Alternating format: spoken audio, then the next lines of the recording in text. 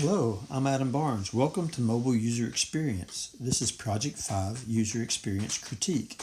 In this project, we were asked to evaluate an application based on its user experience features. The application is Transport Empire. It appears to be an interactive game set in the days of rail and steamship and zeppelins, of course. And it's set up to where it has a very interactive touchscreen, very good menu selections, and it seems to be fairly intuitive.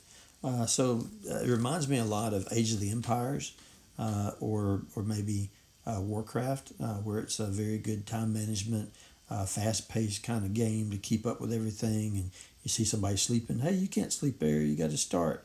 Get back to work, and it zooms in and lets you see that there's a train with the billowing smoke behind it moving along its way. Then you also have the nice flowing water and the good graphics. You have, of course, the fog of war that you haven't explored yet.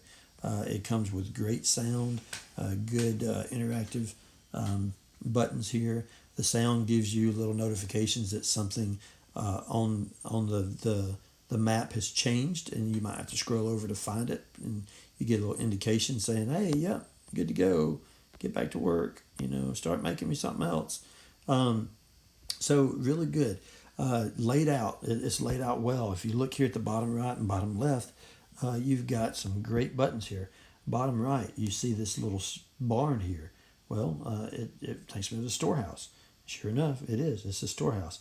You've got the tab menu up at the top to where you can slide back and forth between those. You've got half images on the screen where you have to scroll right or left. You have these buttons, which are really good to know. Even the X button is right in reach of the thumb.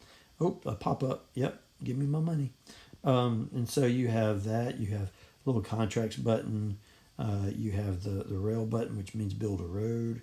You have the little racing flags button, which is competition. You have to be at level 7, but it's a competition that you can hone your skills.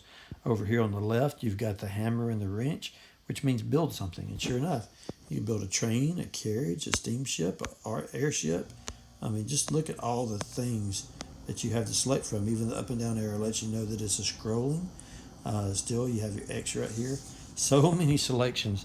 It's just unbelievable. The to-do list with the 0 by it means that I don't have any tasks.